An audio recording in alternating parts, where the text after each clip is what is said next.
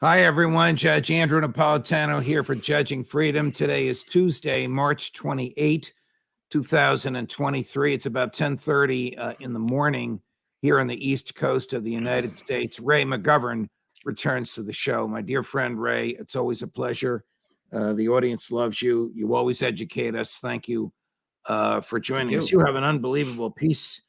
I don't know if it came out yesterday or this morning. I just saw it this morning. The banality of Biden's exceptional elite advisors, in which you opine that Joe Biden's principal foreign policy advisors, the chief among whom is Antony Blinken, the Secretary of State who's worked for Biden for the past 20 years, live in a dream world on the verge of becoming a nightmare. What a phrase, a dream world on the verge of becoming a nightmare. What does that mean?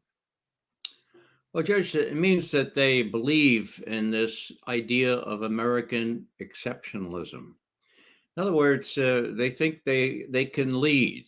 As they all say, we're leading the world. Well, that's hegemony, okay? It comes from the Greek word hegemon, which means not only to lead, but to dominate. And that's what the U.S. has been doing, at least since the war, since World War II, okay? Now, if they think that, they still think that with Russia and China now joined at the hip in a virtual military alliance, although they disavow the word, right? If they still believe that, we're in trouble deep, because push is going to come to shove in Ukraine, and China is going to be right there with Russia, making sure that Russian core interests are respected, just as Russia will make sure that China's core interests vis-a-vis Taiwan are respected. That's a new world, and President Putin advisedly calls it a tectonic shift in the world correlation of forces. Before we analyze this tectonic shift, Ray, what is American exceptionalism in the minds of those who preach it? That we are better human beings, that we are a purer country, that we can force our values on others even against their will and at the force of a gun, George W. Bush? What does exceptionalism mean to this crowd? Well, I'd use the adjective entitled. We're more entitled than anyone else to a disproportionate share of the world's wealth. This goes back to right after World War II, when George Kennan, who used to be an idol of mine until I realized how exceptional or how pristine, pure, and well-heeled he was, let's say almost racist. He said in the first State Department policy planning document, look, here's what we need to do. The U.S. has control over half of the world's natural resources, but we only comprise 6.3% of the world's population. So we have to do everything we can to maintain this disproportionality. It's going to come to the exercise of hard power. We should say it. We should not shrink from that. Okay. Now, we could do that after World War II. And we could do that after the Soviet Union fell apart, but we can't do it anymore. And the odd thing, I mean, the dangerous thing is that Biden's not with it, I don't think. The people around him are so misled by this idea that they're entitled. Look, 2 years ago, they read the Riot Act to the Chinese. They say, look, you got to do what we say. We have this rules-based international system. We're going to shove it down your throat. The Chinese, for millennia of history, lots of history with imperialism, like the Germans actually, but mostly the British. So they don't get it, and that's what's dangerous. Because when push comes to shove, I don't know what they're going to do in terms of advising Biden when Putin makes this. I have to say, I'm a little surprised that he would advertise that he's bringing nuclear warheads into Belarus. I'm surprised by Putin, like regularly, and I don't like that idea because I don't want to be surprised by looking out the window and seeing mushroom cloud. I mean, I hate to sound like Condoleezza Rice, for God's sake, Right, but it's much more dangerous now than it was before. Right. Well, let's get back to American exceptionalism, which you condemn, which I condemn, which those of us who believe that the purpose of the military is to avoid war, not to wage wars of opportunity, condemn.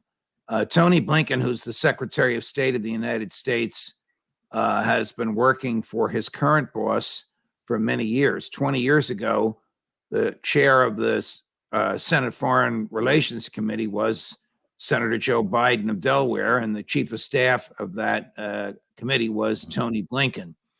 You opine in your piece this morning that then Mr. Blinken, now Secretary Blinken, helped his then boss, I'm quoting Senate Foreign Relations Committee Chairman Joe Biden, lie about our weapons of mass destruction to win congressional approval for the war in Iraq. Wasn't the war in Iraq filled with its lies, from George W. Bush to Dick Cheney to Donald Rumsfeld, that speech that Colin Powell gave at the UN, to whatever Tony Blinken told Democratic and Republican senators? Wasn't that an example of American exceptionalism? We're so good, we're going to force democracy down your throats by blowing you out of the water. Yeah, it's an example of this sense of entitlement and complete naivete with respect to the limits of our power. Now, I don't have to opine this, Judge. My good friend Scott Ritter, who knew more about weapons of mass destruction in Iraq than any other living soul on this planet, tried desperately to see his Senator Hillary Clinton, and tell her, hey, look, there are no weapons of mass destruction there, okay? Couldn't get in the door. Tried desperately to get on the list of people testifying before Joe Biden's Senate Foreign Relations Committee. Couldn't get in the door. Who was Katie barred the door?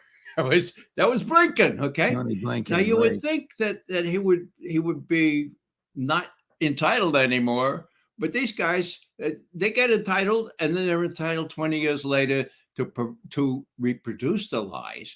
All this business about the Ukrainians are going to win, that comes from Ukrainian liaison services and the Ukrainian opposite number to people like Austin, who tell them, oh yeah, well, just a couple more tranches of weaponry, we're sure to win. It's balderdash. It's what the British call rubbish. You talk about Austin. You are referring to Secretary of Defense Lloyd Austin. You talk about his opining that Ukraine is going to win. This gets a touch into the weeds about tanks, but here's what Secretary of Defense Austin told the Senate Foreign Relations Committee 15 minutes ago, right before we went on air, Ray. It's about a minute long. You told me, Secretary Austin, that you believe Ukraine now has the upper hand in the war against Russia. Is that correct?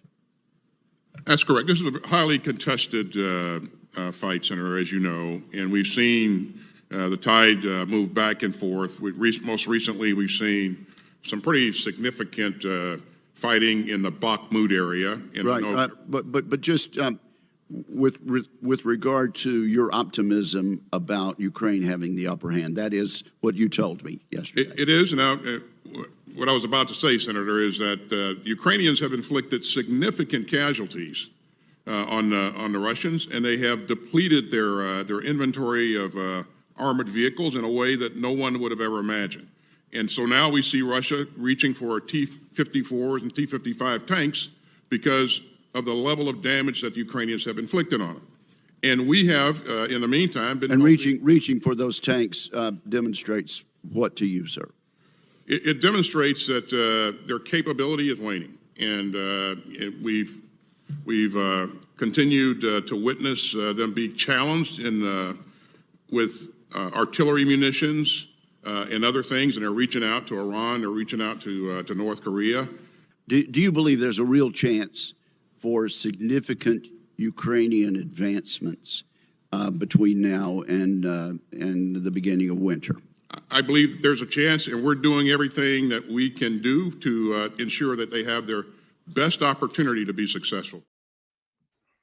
Propaganda and balderdash at the highest level, but I'll let you dissect what he said. Well, Judge, it's easy to compare reputations. Now, Austin has deliberately distorted, falsified intelligence before. He was head of CENTCOM with purview over the Middle East. And he kept saying, well, Syria, Syria is losing. Our guys there are Al-Qaeda guys, the people we train to confront the Syrian army, they're winning. It was balderdash then. And 51 intelligence analysts at CENTCOM made a formal petition to the IG of the Pentagon saying, Austin and his people at the very top are falsifying our judgments on what's going on in Syria. There was an investigation. Woo, guess what? What did the IG Inspector General find? Well, he said, oh, well, we looked carefully in. Well, what do inspector generals of the Pentagon always find? The generals are not these were 51 upset people. They were right, of course, but they were overruled at the top because the top knows better. They're entitled and they're really smart. Well, Austin isn't really smart. I have to tell you, the fact that he used to go to mass with Joe Biden's son in Iraq doesn't qualify him to be the defense secretary, for God's sake. He's just repeating what he's hearing. It's sort of a cycle here. They tell this to the press repeats it. Austin is briefed on what the New York Times says in the morning. I said, well, this must be true. It comes from the best Ukrainian sources. Give me a break. It's not going to happen that way. Now, the other side of things are people like Colonel McGregor, who knows which end is up. Forgive me, but colonel is a colonel and general is a general, but I always believe the colonels. I got a lot of questions to ask you. I mean, Joe Biden and Tony Blinken were willing to lie us into a war in Iraq. Are they crazy enough to lie us into a war with Russia and China at the same time? A war we couldn't possibly fight, a war which would be logistically impossible for us to win. Yeah. I mean, they give every indication of being so dumb. I mean, there's a lot at stake here. Take this as a hypothetical. Who knows going to win? Who knows who's going to win the next presidential election? Well, Joe Biden wants to run for re-election as a wartime president. That seems fairly obvious. And he's willing to pick a fight with the Russians, which would be insane. It means he's willing to put the lives of American boys and Russian boys on the line for his own vanity. That's right. And Putin knows that. And Putin has said many times that U.S. foreign policy is fashioned first and foremost by domestic political developments. Okay. So what's happening here? What's happening here is that Biden is out of it. The people advising Biden, like Austin and Blinken and Jacob Sullivan, they have this benighted view of U.S. being the hegemon, okay? And they have forced Russia and China together in a way that has never been the case before. So, what's really dangerous here is that they don't realize that. Now, to Russia, Ukraine is an existential threat. Am I surprised that Putin would advertise that he's put nuclear warheads or is about to in a storage facility on July 1 in Belarus? Yeah, I'm surprised. And so I don't want to be surprised anymore. Is he prepared to use them? I don't think so. But this is an earnest of how serious he considers the situation. He's got them there, and he's trying to warn the West. Look, don't forget, you don't confront a nuclear-armed power with such blithe condescension. We have the power to prevail in Ukraine, no matter what you do. And if you do X, Y, and Z, we're gonna have our back against the wall, and then and only then we're going to use what we have. He said that explicitly. Whether these guys, these benighted, well-heeled guys in Washington get it, that's another question. You know, I had an insight, Judge. Sure. Yesterday, a former U.S. ambassador to Russia, Michael McFall, gave us an excellent example of not seeing the forest for the trees. Okay, he saw one tree. He said, "Oh, the joint statement that Putin and Xi made that says you should not deploy nuclear warheads in other countries." Well, yeah, it said it said 100 other things, much more meaning. That was boilerplate. But McFall is telling everyone, and this is the kind of people who are advising Blinken and Nod and those guys. He's telling everyone, "Oh, the Chinese are going to be so upset at this. They were hoodwinked. They were trapped. They signed this statement, and then next thing you know, 2 days later, Putin says he's going to put nuclear warheads in Belarus." That's naive in the extreme. It sees one little tree, which is inconsequential. It's boilerplate propaganda. One little tree for the whole forest. The whole forest is they're against this now, and they're willing to defend each other, and specifically what they call each other's core interests. We know what they are: Ukraine and Taiwan. The statement we just watched from Secretary of Defense Austin. What do your former colleagues, analysts, or officers, whether they're the gatherers of data for the CIA or the interpreters of data for the CIA, but the ones that are intellectually honest, who know that he's just mouthing the administration line and actually doing a poor job of it, what do they think when they see that? And what can they do to get the right data out there? Well, it's not really what we all think. It's watching Austin squirm. You see him squirm? Yeah, he did not seem comfortable with himself. That's why I said he didn't even do a good job. Let's put it this way. Tony Blinken does a better job of mouthing the administration's nonsense than Lloyd Austin does. Talk about damning with faint praise, Judge. Yes. Well, you know, it's really important. It's what Putin and you know, the top Russian leadership think. This guy is not completely with it. Biden is not completely with it. They're getting advised by people like McFall, who has this crazy notion that we need to confront the Russians. So what is he to think? That's the dangerous part of this. Now, as I say, Austin is not all that bright. To the degree he's bright, he knows that to become 4 stars, you gotta distort the intelligence. And his boss, his nominal boss, April Haynes, has repeated this stuff. Just 2 months ago, she said, "You know, China is playing a really double game here. You know, they're not really supporting Russia. They're trying to have it both ways." Her words. Well, April, wake up and smell the coffee. It's 2 against 1 now, and that means something. And again, I'll say, as I said before, if in the unlikely event Putin faces some sort of defeat in Ukraine, an existential interest for him, you could expect some trouble, at least some saber rattling in the South China Sea and perhaps in the Taiwan Strait as well. It's a 2-front war now if these naive people push it that way. And Putin has to look on this as an election year. In a political sense, these political hacks would consider it an existential threat to them too. Because as I say, nobody's sure who's going to win the next presidential election. Let's say Trump or somebody else comes in. These guys could be prosecuted for lying through their teeth about Russiagate and about lots of other things. Prosecuted. And I use that term advisedly. The evidence is there. Wow. And the same nonsense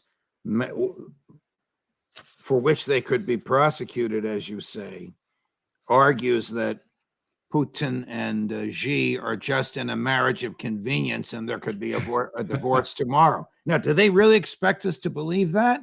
Do they believe it? Do they Well, not understand that the United States government, has pushed Russia and China closer and closer together? Judge, marriage of convenience. I guess that's what Britain had with Poland way back in 1939. Yeah, I was born. I was born the week before the war started. Okay, marriage of convenience. These marriages, whether they're of convenience or of necessity, are real marriages. And I've never seen Russia and China so close. These 3 days last week of Putin and Xi being together, I mean, they're doing everything they possibly can to say, look, you benighted people in Washington, don't think we're playing at both ends against the bill here. Xi is with us, and you should recognize the consequences.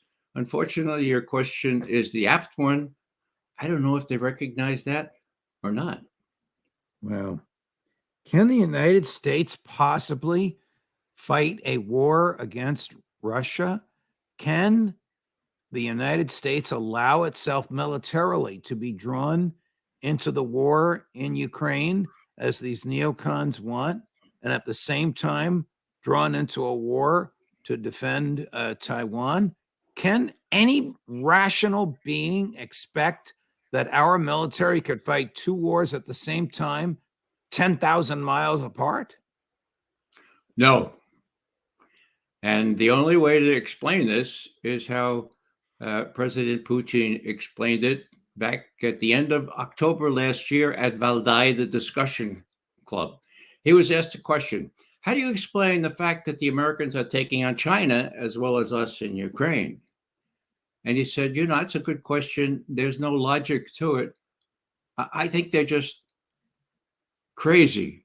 Putin's word, sumashedshi. They're out of mind, walking out of their minds, okay? And then he added, he says, the only way you can explain this is by overweening arrogance and a feeling of impunity.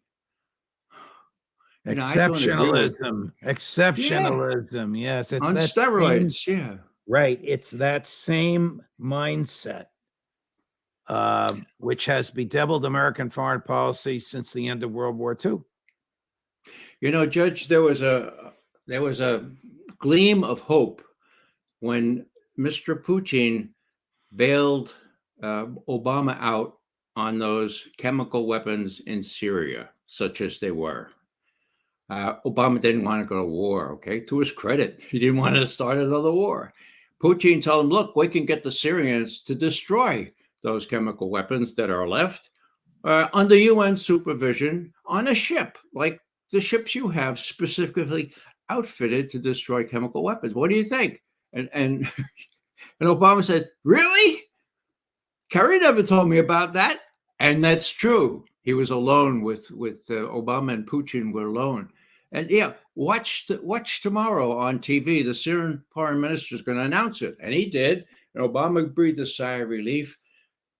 On the 12th of September, 2013, when all this was going down, Putin wrote an article in the New York Times, an op-ed, and he said, and I quote, I feel really encouraged by the increasing trust, got that word? Trust between not only our two countries, but between President Obama and myself personally. The only thing I object to, says Putin in the last paragraph, is what Obama said last week, namely that the U.S. is exceptional. I don't agree with that. I think there are small countries, big countries, countries closer to democracy, countries not so close. But when God looks down at all countries, he sees them as all equal. Now, whoa! So that's September 12th, 2013. 6 months later, this exceptional country causes a coup on Russia's doorstep in Kiev, the most blatant coup in history, and everything goes kaput down from there. So these exceptional people, these neocons so-called, we're not going to abide increasing respect or increasing trust, my God. And it's very dangerous now because there's not only no trust, There's no contact between the two. Even during the Cuban Missile Crisis, there were discussions. There was a teletype that I knew about. Jack Matlock was working it on the Embassy Moscow, and they could talk and they could resolve their differences. Now, not so much. I hope there's some way they can talk, but by all evidence, every time Blinken sees Foreign Minister Lavrov, he runs into the women's room. For God's sake, he don't want to even have Lavrov follow him into the men's room. I mean, it's really bad, and it's adolescent, and it could get us in trouble deep, as they used to say in the comic books. Ray McGovern, thank you so much. Telling it like it is. If you haven't seen Ray's piece, Google it. The Banality of Biden's Exceptional Elite Advisors. Get it on antiwar.com or LouRockwell.com. It will keep you awake tonight. Ray, thanks very much for joining us. You're most welcome, Judge. If you enjoy our work, like and subscribe. More as we get it. Judge Napolitano for Judging Freedom.